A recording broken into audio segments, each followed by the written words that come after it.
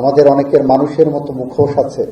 সেই মুখোশ নিয়ে আমরা যেভাবে ঘুরে বেড়াচ্ছি, সেখানে আমরা দেখতে পাচ্ছি না 2024 সালের জুলাই বিপ্লবের সময় পাখির মতো গুলি করে 1400 মানুষকে রাস্তায় 20 দিনে হত্যা করা হয়েছে। 30,000-এর মতো মানুষ, কেউ হাত হারিয়েছে, কেউ পা হারিয়েছে, কেউ মাথা হারিয়েছে, কেউ মাথার ফুলি এখন অনেকের দেখি প্লাস্টার করে রাখা, ভিতরে মগজটা আছে।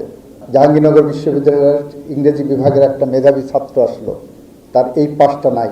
এখনো মানুষের মুখোশধারী অনেকের চোখ আছে, আলো আছে, তারা বলে এগুলো কিছু হয়নি। তারা এখনো ফ্যাসিস্ট পুনর্বাসনের জন্য চেষ্টায় আছেন। আমরা বলবো, আপনারা যে যেখানেই থাকুন, চোখ খুলুন। আমরা যদি অপরাধ করে আমাদের চোখে আঙুল দিয়ে দেখিয়ে দেন, নাগরিক হিসাবে বাংলাদেশ সংবিধানের 21 অনুচ্ছেদে এটা আপনার নৈতিক দায়িত্ব, সাংবিধানিক দায়িত্ব। তো সুতরাং আমরা যে যেখানে থাকি না কেন, সেখান থেকে যদি আমাদের চোখ খুলে আমরা যদি আমাদের দায়িত্ব বোধের জায়গা থেকে কাজ করি, তাহলে হয়তো বাংলাদেশ একদিন সুকান্তের ভাষায় শিশুর বাসযোগ্য ভূমি হিসাবে গড়ে উঠবে। আগামী প্রজন্মের জন্য হয়তো আমরা একটি বাসযোগ্য ভূমি রেখে যেতে পারবো। আর যদি ব্যর্থ হই, তাহলে হেলাল হাফিজের ভাষায় আমরা উত্তর পুরুষের ভীরু কাপুরুষের উপমা হয়ে থাকবো। আসেন আমরা দি ইনস্টিটিউট অফ হযরত মুহাম্মদ সাল্লাল্লাহু আলাইহি ওয়াসাল্লামের মতো প্রত্যেকের জায়গা থেকে কোনো না কোনো জায়গা, আমার বিবেকের জায়গা থেকে, বিবেকবোধ থেকে দায়িত্ব পালন করি। সেই দায়িত্ব পালন করতে যে অনেকের ভুল হবে, ভুল সংশোধন করে আমরা একটার পর একটা কাজ করি, এই দেশকে গড়ে তুলে যায়। জননী এবং জন্মভূমির থেকে আপন কিছু নাই।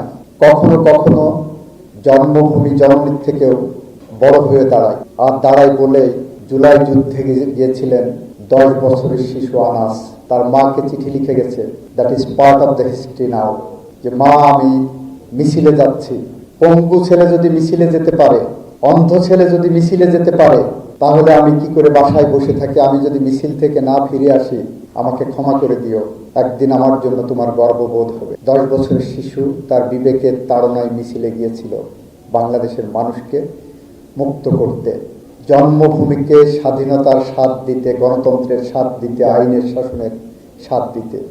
আমরা এমন একটি বাংলাদেশের পথ ধরে হাঁটতে চাই।